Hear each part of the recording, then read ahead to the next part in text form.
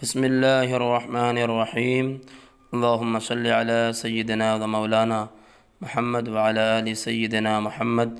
صلی اللہ تعالی علیہ وآلہ وسلم۔ اللہم ربنا افتح علینا حکمتک وانشر علینا رحمتک یا ذا الجلال والاکرام۔ ہمارا سبق آج یہاں سے ہے، اور قطعہ میں جو دو شعر ہیں میں نے ان کا ترجمہ کر بھی دیا تھا، دوبارہ سے کر لیتے ہیں۔ تو گر کسے وصف او زمن پرسد، بے دل از بے نشان چے گوید باز، عاشقان کشتگان معشوقند بر نیایت ز کشتگاں آواز۔ اگر کوئی شخص اس کی تعریف مجھ سے پوچھے تو یہ بے دل عاشق اس بے نشان ذات کے بارے میں کیا کہے گا کہ سب عاشق اس معشوق کے مارے ہوئے ہیں، بر نیایت ز کشتگاں آواز، اور مارے ہوں سو آواز نہیں آتی۔ کیا مطلب ہے؟ ظاہر ہے کہ اس کے چاہنے والے، اس کے ماننے والے، اس کے عاشقین اس کی محبت یاد ذات و صفات میں اس طرح کھوئے ہوئے ہیں، اس طرح فنا ہو جاتے ہیں کہ ان کو اپنا بھی خیال نہیں رہتا، ہوش نہیں رہتا۔ ایسی حالت میں وہ زبان سے کیا کہہ بیٹھتے ہیں ان کو خود پتہ نہیں چلتا۔ تو وہ لوگ اس معشوق کی یاد میں اس طرح کھوئے رہتے ہیں۔ یکے از صاحب دلا بجیب مراقبہ فرو بردہ بود، و در بحر مکاشفہ مستغرق شدہ، حالے کہ ازا معاملت بزاں باز آمد۔ یکے از محباں گفت ازیں بوستا کہ بودی، چے تحفہ کرامت کر دی اصحاب را گفت، بخاطر داشتم کہ چوں بدرخت گل برسم، دامن چہ کنم اصحاب را چوں برسیدم، بوئے گلم چنا مست کرد کہ دامنم از دست برفت۔ یکی از صاحب دلا، یکی کا معنی ایک ہے، اور از کا معنی سے، اور صاحب دلا صاحب کا معنی والا بھی آتا ہے، ساتھی دوست کے معنی میں آتا ہے، اور دلا دل کی جمع ہے، دلا یہ الف نون لگا کر جو ہے، جو کہ جاندار کے لیے مستعمل ہے۔ دلا یہاں پر جاندار کے لیے مستعمل ہے، تو اس وجہ سے جو ہے جمع الف نون لگا کر بنایا گیا ہے۔ تو دلا جمع ہے، بہت سارے دل، اور صاحب دلا کا مطلب ہوا بہت، مطلب دل والے، صاحب دلا دل والے۔ دل والوں سے مراد ہے یہاں پر اللہ کے جو ہیں ولی اور صوفیہ حضرات، اولیاء۔ بجیب، جیب کا معنی آتا گردن، سر، گریبان، اور مراقبہ کا مطلب ہوتا ہے گردن جھکانا، مراقبہ، مراقبہ یراقب، مراقبہ باب مفاعلت سے، المفاعلت المراقبۃ، تو گردن جھکانے میں آنا میں آتا ہے۔ اور یہ بھی مطلب ہوتا ہے کہ پوری توجہ یکسو ہو کر خدا تعالیٰ کی طرف لگا دینا، پوری توجہ خدا تعالیٰ کی طرف ہونا، دنیا سے ماورا ہو کر جو ہے بالکل دنیا کو قطع نظر کرتے ہوئے پوری توجہ خدا تعالیٰ کی طرف لگانے کو کہا جاتا ہے مراقبہ۔ تو اور اس کے بعد جو ہے فرو بردہ بود، فرو بردہ نیچے کیا ہوا، اور بود معنی تھا، اور بودن مصدر ہونا رہنا بھی آتا ہے، لیکن یہاں پر جو بود کا معنی ہے وہ تھا، اور یہ بود لفظ تھا کے معنی میں آتا ہے، اور یہ بود ماضی بعید کی علامت بھی ہے فارسی میں، کہ بود لگا کر جو ہے ماضی بعید بنایا جاتا ہے۔ اور یہاں پر آگے آپ ایک لفظ دیکھ سکتے ہیں فرو بردہ، اپنے بہت ساری کتابوں میں دیکھا ہوگا کہ فرو بردہ لگا رہتا ہے۔ فرو بردہ کیا مطلب ہوتا ہے؟ کیا فرو الگ ہے، بردہ الگ ہے، کیا ہے، یا دونوں ایک ہے، کیا مطلب ہے؟ تو میں آپ کو بتا دوں، جو لفظ فرو آپ جو دیکھ رہے ہیں، یہ لفظ فرو کی جو اصل ہے وہ ہے فرود۔ آپ لغات اٹھا کر دیکھ لیں تو آپ کو لغات میں مل بھی سکتا ہے۔ تو فرود، فرو کی جو اصل ہے وہ ہے فرود، فرود مختصر میں بولا جاتا ہے فرو۔ اس کا جو معنی آتا ہے وہ ہے نیچے، پست، پائیں، تو نیچے کے معنی میں یہ زیادہ استعمال ہوتا ہے، تو فرو۔ اور یہ فعل کے ساتھ بھی پایا جاتا ہے، اور اسماء کے ساتھ بھی پایا جاتا ہے، اور آپ بہت سارے مصادر کے ساتھ بھی اس کو دیکھتے ہوں گے۔ جیسے کہ میں آپ کو چند مثالیں دوں۔ ایک مثال ہے، بہت ساری مثالیں ہیں، میں ان میں چند مثالیں آپ کو دوں۔ ایک لفظ مصدر ہے، مصدر ہے شدن۔ شدن کا معنی ہوتا ہے رہنا، ہونا، لیکن جب اس کے ساتھ فرو لگ جائے نا، تو چونکہ فرو کا معنی نیچے آتا ہے، میں نے آپ کو بتایا، تو جب اس کے ساتھ فرو لگ جاتا ہے نا، تو پھر اس کا معنی آتا ہے نیچے جانا، نیچے رہنا، نیچے کے معنی میں ہو جاتا ہے۔ اب جو ہے پہلے جانا رہنا جو ہے وہ مطلق تھا، لیکن جب فرو لگ گیا تو اب یہ جو مصدر ہے یہ مصدر مقید بن گیا۔ اب نیچے جانا ہی مراد لے سکتے ہیں جبکہ لفظ شدن کے ساتھ فرو لگ جائے۔ اسی طرح بہت ساری مثالیں ہیں۔ لفظ کردن ہے، کردن کا معنی کرنا ہے، لیکن جب فرو لگ جائے تو معنی نیچے کرنا بھی ہے، لیکن اس کے ساتھ ساتھ ایک اور معنی ہے، وہ ہے ٹھونسنا، ٹھونسنا۔ اسی طرح آپ دیکھیں گے کشیدن کا معنی کھینچنا آتا ہے، لیکن جب فرو لگ گیا تو معنی ہو جاتا ہے نیچے کو کھینچنا۔ اسی طرح کوفتن مصدر ہے، کوٹنا، معنی لگ گیا فرو کوفتن تو معنی ہو گیا پٹک دینا۔ اسی طرح گذاشتن آپ دیکھتے ہوں گے، گذاشتن کا معنی چھوڑنا آتا ہے، لیکن جب فرو لگ گیا تو معنی چھوڑنا بھی ہوتا ہے، لیکن اس کے ساتھ ساتھ نظر انداز کر دینا، بے توجہی کرنا، تغافل برتنا، غفلت برتنا۔ اسی طرح آپ دیکھتے ہوں گے ماندن مصدر ہے، ماندن کا معنی ہوتا ہے رہنا، لیکن جب فرو لگ جائے نا تو ہو جاتا ہے اس کا معنی بہت زیادہ خستہ حال ہونا۔ اسی طرح آپ دیکھتے ہوں گے آمدن کا معنی آنا، لیکن فرو لگ گیا، فرو آمدن تو ہو جاتا ہے نیچے آنا۔ اسی طرح ایک لفظ ہے چکیدن، چکیدن کا معنی آتا ہے ٹپکنا، لیکن فرو چکیدن تو معنی ہو گیا نیچے ٹپکنا، اور ٹپکنا بھی معنی آتا ہے۔ اسی طرح فرو داشتن، داشتن کا معنی رکھنا، فرو لگ گیا، فرو داشتن نیچے رکھنا،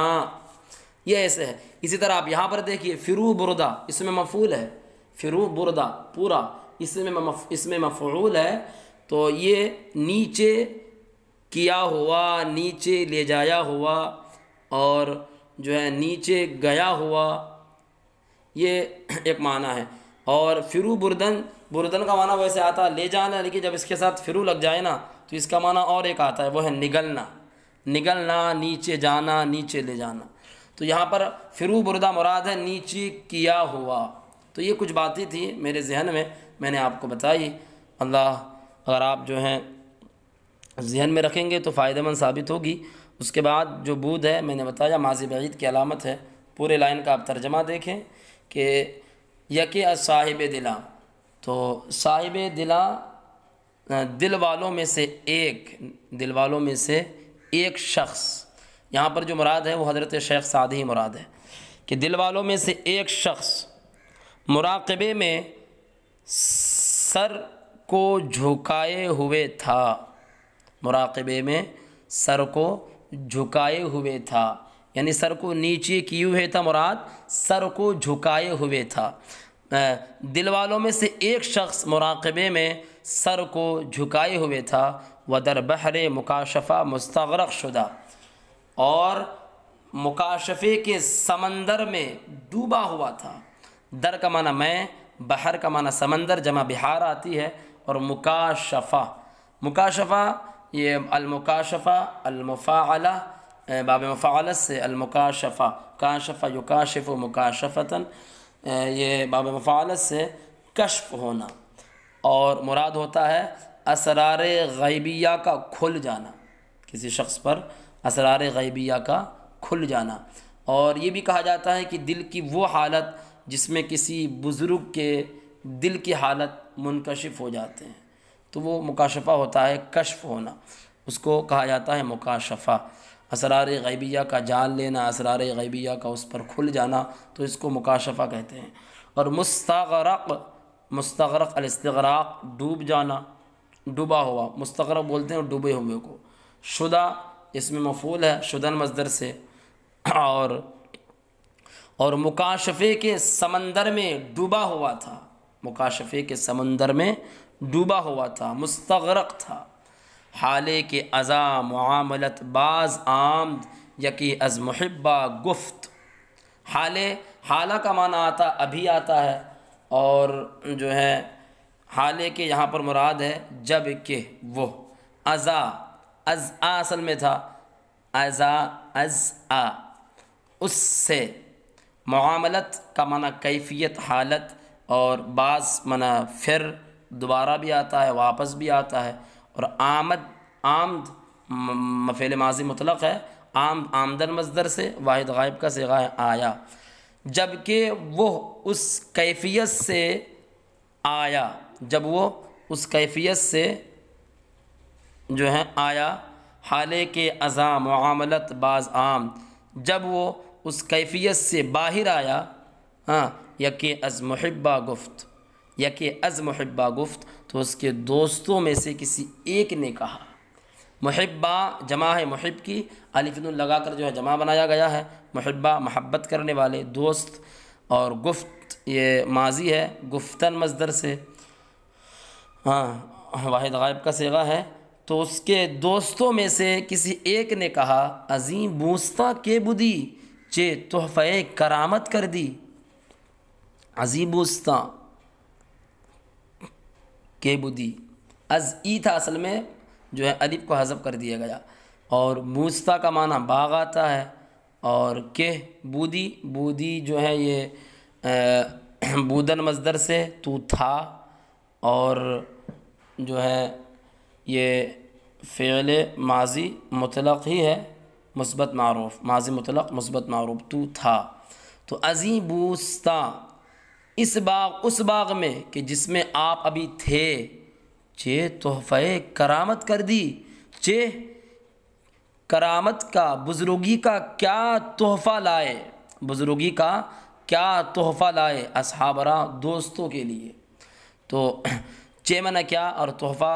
آپ جانتے ہیں تحفہ، کرامت کا معنی بزرگی آتا ہے، اور کردی مصدر تو نے کیا، اصحاب معنی دوست، را معنی را کو یہاں پر جو ہے برائے کے معنی میں لے سکتے ہیں، اور تو جو ہے اس کے دوست نے کیا کہا کہ اس باغ میں جس میں آپ ابھی تھے، چے تحفہ کرامت کر دی، اصل تو اس کا معنی یہ ہے کہ کیا بزرگی کا تحفہ تو نے کیا اصحاب کے لیے، اور جو ہے محاورہ ترجمہ یہ لگے گا کہ بزرگی کا کیا تحفہ اپنے دوستوں کے لیے آپ لائے، گفت اس نے کہا، بخاطر داشتم، بخاطر داشتم، میں نے دل میں یہ خیال کیا تھا، یہ محاورہ ترجمہ ہے، اور بخاطر، خاطر کا معنی دل آتا ہے، تاکہ کسرے کے ساتھ زیر کے ساتھ ہے، اور خاطر ان خیالات کو بھی کہتے ہیں جو دل میں آتے ہیں، ان خیالات کو بھی کیا کہتے ہیں، خاطر، تو وہی یہاں پر وہی خیالات مراد ہیں جو دل میں آتے ہیں، تو بخاطر داشتم مراد لفظی ترجمہ لگے گا کہ بخاطر داشتم، میں نے دل میں رکھا، لیکن محاورہ ترجمہ میں نے دل میں خیال کیا تھا، داشتم، داشتن مصدر سے رکھنا، اور داشتم واحد متکلم، کہ میں نے دل میں خیال کیا تھا کہ چو بدرخت گل، بدرخت گل برسم دامن پرکنم ہدیہ اصحاب را، چوں یہ حرف شرط ہے، اور حروف شرط کے بارے میں میں نے آپ کو بتا ہی دیا ہے کہ حروف شرط جو ہمیشہ دو جملوں پر داخل ہوتے ہیں، اور ان میں سے پہلا جو ہے شرط ہوتا ہے، دوسرا جزا ہوتا ہے، دوسرا پہلے کے وجود پر موقوف ہوتا ہے، اور یہ اگر چہ ماضی پر داخل ہو لیکن مستقبل ہی کے معنی دیتے ہیں، تو چوں بدرخت گل برسم،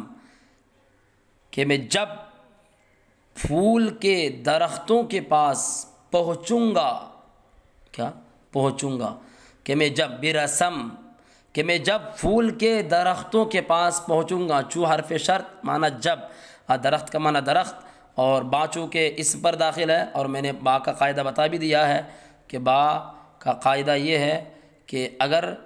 با اسم پر داخل ہو تو ہمیشہ جو ہے مفتو پڑھا جاتا ہے، لیکن اگر فعل پر داخل ہو با تو وہاں پر تو با زائد ہی ہوتا ہے، لیکن با پر اعراب کون سا پڑھا جاتا ہے، تو میں نے بتا دیا ہے کہ آپ با کے بعد والا حرف دیکھیں، اگر بعد والا حرف مضموم ہے تو با کو بھی مضموم پڑھا جائے گا، اور اگر بعد والا حرف مکسور یا مفتوح ہے تو با کو ہم ہمیشہ جو ہے مکسور پڑھیں گے، یہ میں نے آپ کو تفصیلی طور پر جو ہے گزشتے میں بتا دیا ہے۔ چوں بدرخت گل، جب پھول کی درخت، گل من پھول، اور برسم رسیدن مصدر سے مضارع ہے، رسند رسی رسید رسم، میں پہنچوں گا، پہنچنے کے معنی میں آتا ہے، اور با یہاں پر زائد ہے کہ جب میں پھول کے درختوں کے پاس پہنچوں گا، دامن پر کنم ہدیہ اصحاب را، تو میں دوستوں کے لیے، تو میں دامن پر کنم، دامن ایک دامن، پر من بھرنا، کنم من کروں گا، اور ہدیہ من وہی تحفہ ہدیہ، اور اصحاب را دوستوں کے لیے، تو میں اپنے دامن کو ہدیے سے دوستوں کے لیے پر کر لوں گا، میں اپنے دامن کو ہدیے سے دوستوں کے لیے بھر لوں گا،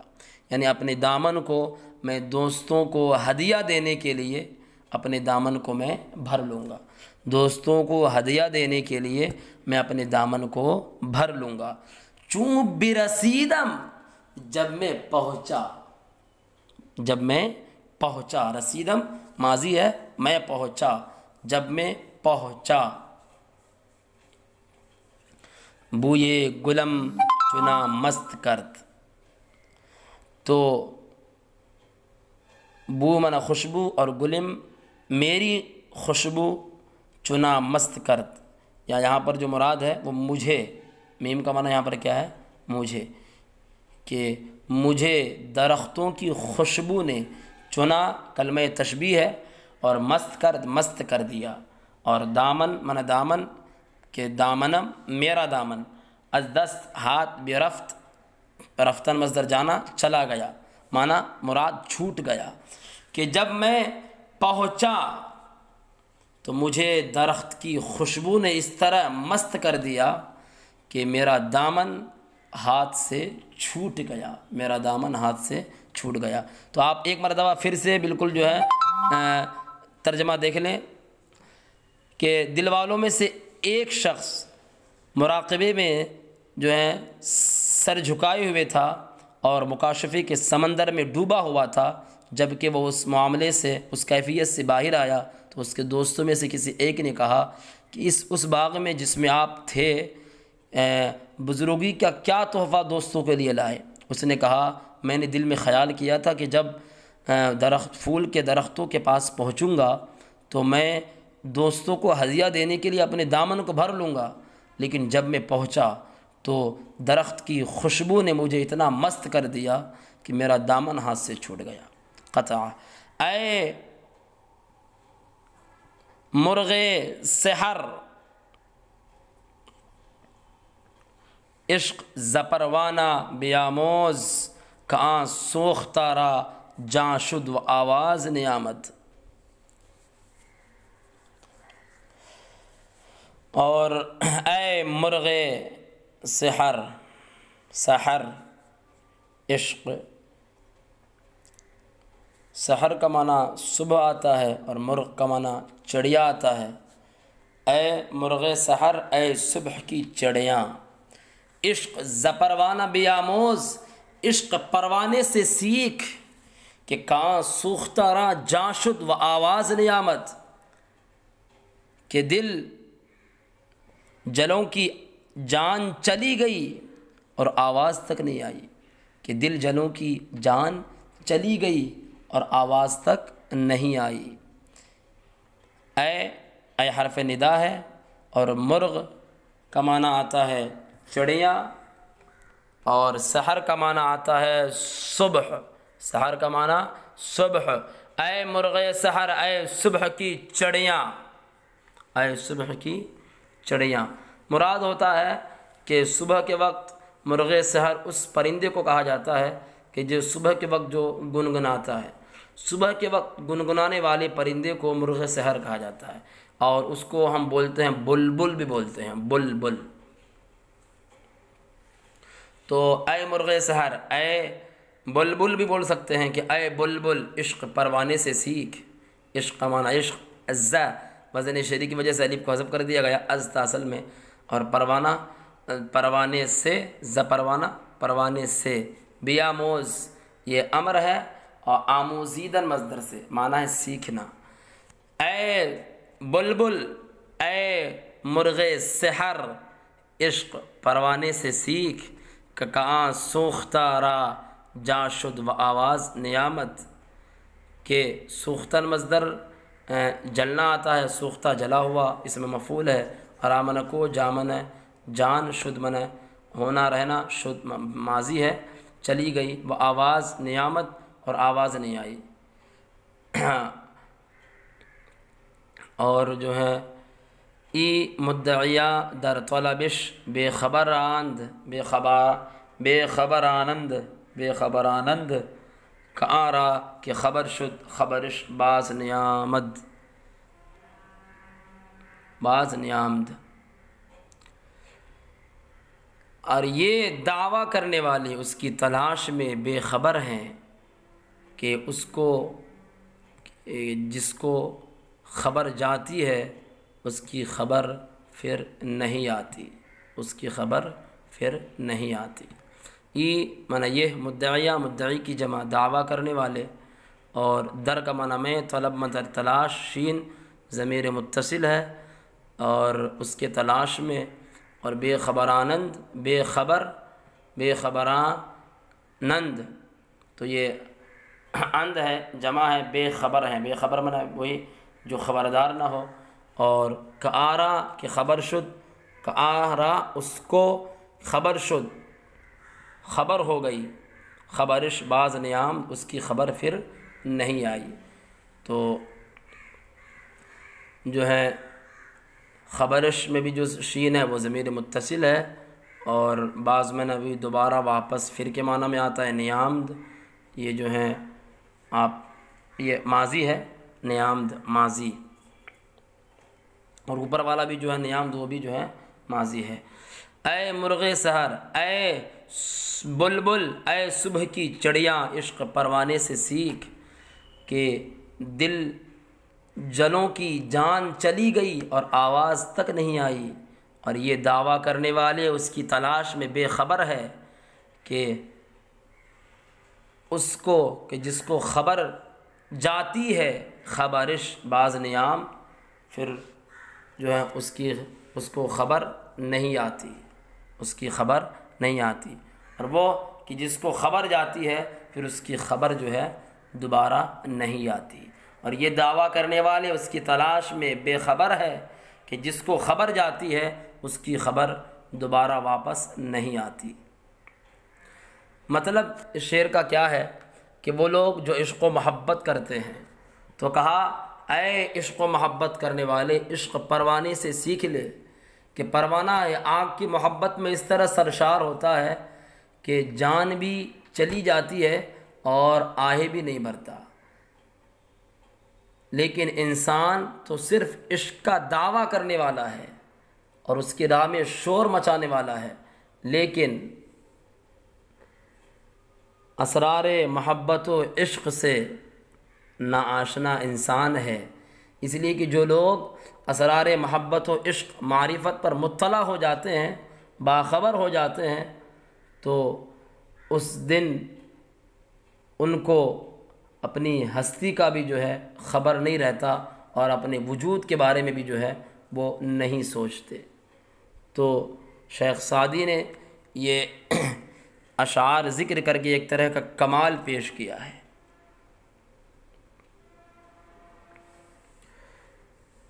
تو اے دعویٰ کرنے والے اس کی تلاش میں بے خبر ہے کہ جس کو خبر جاتی ہے پھر اس کی خبر دوبارہ نہیں آتی ہے۔ اے برتر از خیال و قیاس و گمان و وہم و ز ہرچے گفتند و شنیدیم و خواندہ ایم قطع، اے خیال و گمان، اندازہ اور وہم سے بالا تر ذات، اے وہ ذات جو خیال، اندازہ، گمان اور وہم سے برتر ہے، اور جو کچھ لوگوں نے کہا ہے اور ہم نے سنا ہے اور ہم نے پڑھا ہے، دفتر تمام گشت، دفتر پورا ہو گیا اور عمر انتہا کو پہنچ گئی، ماہم چنا در اول وصف تو ماندہ، ہم اسی طرح تیری تعریف کی ابتدائی حصے میں رہے ہیں۔ تو اے برتر، اے حرف ندا ہے، اور برتر کا معنی بلند و بالا، از کا معنی سے خیال، خیال کا معنی گمان آتا ہے، اور خیال اس چیز کو کہا جاتا ہے کہ تعریف کرنے والوں نے خیال کی جو تعریف کی تو کہا کہ جو سوتے وقت ذہن میں صورت حاصل ہوتی ہے اس کو خیال کہا جاتا ہے، لیکن بعض نے کہا کہ نہیں،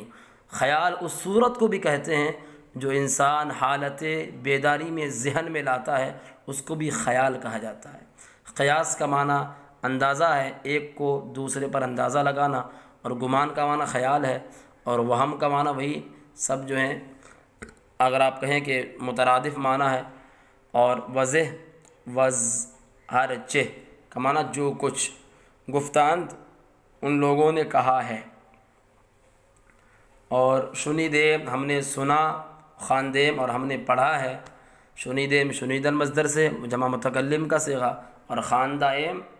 یہ جو ہے ماضی قریب ہے، ہم نے پڑھا ہے خواندن مصدر سے، اور گفتہ اند جو ہے یہ بھی ماضی قریب ہے، جمع غائب کا صیغہ ہے، ان لوگوں نے کہا ہے۔ تو آپ ترجمہ دیکھیں نا پھر سے، اے خیال، اندازہ، گمان اور وہم سے، اے وہ ذات جو خیال، اندازہ، گمان اور وہم سے بالا تر ہے، اور جو کچھ لوگوں نے کہا ہے اور ہم نے سنا ہے اور ہم نے پڑھا ہے، دفتر تمام گشت و بپایا رسید عمر۔ دفتر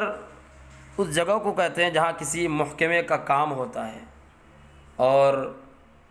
دفتر کو آفس بھی بولتے ہیں، اور کتاب کو بھی دفتر کہتے ہیں، اور رجسٹر کو بھی دفتر کہا جاتا ہے۔ اس کی جمع جو آتی ہے وہ دفاتر آتی ہے، اور تو دفتر تمام گشت، گشتن مصدر پھرنا، دفتر تمام ہو گیا، بپایا رسید عمر، پایا من انتہا کو پہنچنا، رسیدن مصدر سے پہنچنا ماضی مطلق ہے، واحد غائب کا صیغہ، عمر کا معنی عمر، اور ما ہم چنا، ما من ہم چنا من اسی طرح کلمہ تشبیہ ہے، در من میں، اول من ابتدائی حصے میں، پہلے حصے میں، وصف تو تیری تعریف، اور ماندہ ایم، تو وصف تو تیری تعریف یہ مرکب اضافی ہے، اور جو ہے ماندہ ایم، ماندن مصدر رہنا، اور ماندہ ایم ماضی قریب ہے، جمع متکلم کا صیغہ ہے، ہم رہے ہیں، یہ مراد ہے۔ تو دفتر پورا ہو گیا اور عمر انتہا کو پہنچ گئی، ہم اسی طرح تیری تعریف کے ابتدائی حصے میں رہے ہیں۔ مراد کیا ہے؟ مراد یہ ہے کہ شیخ سعدی یہ کہنا چاہتے ہیں کہ یہاں آ کر میں نے تمام کر دیا مدح و تعریف کا بیان، مدح و تعریف کا بیان یہاں پر میں نے آ کے تمام کر دیا، اور ہماری عمر بھی پوری ہو چکی ہے، مگر ہم ویسے کہ ویسی ہی رہے، اور تیرا پہلا وصف بھی، تیری پہلی تعریف بھی ہم بیان نہیں کر سکے۔ تو یہ شیخ سعدی کی کتنی عاجز و انکساری ہے، اور حضرت شیخ سعدی کی تواضع ہے کہ دفتر پورا ہو گیا، عمر انتہا کو پہنچ گئی، ہم اسی طرح تیری تعریف کے ابتدائی حصے میں رہے کہ ہم تیرا پہلا وصف بھی جو ہے بیان نہیں کر سکے۔ تو یہاں سے جو ہے ہم پورا ہو گیا، اور حضرت شیخ سعدی نے پورا کر دیا۔ ویسے تو اللہ رب العزت کی بارگاہ میں حضرت شیخ سعدی نے یہ عاجزی پیش کی کہ مولا ہم تیرا وصف بیان نہیں کر سکتے۔ اب اس کے بعد پند و نصائح ہے حضرت شیخ سعدی نے بیان کیے ہیں، انشاءاللہ وہ اگلے پارٹ میں پڑھیں گے۔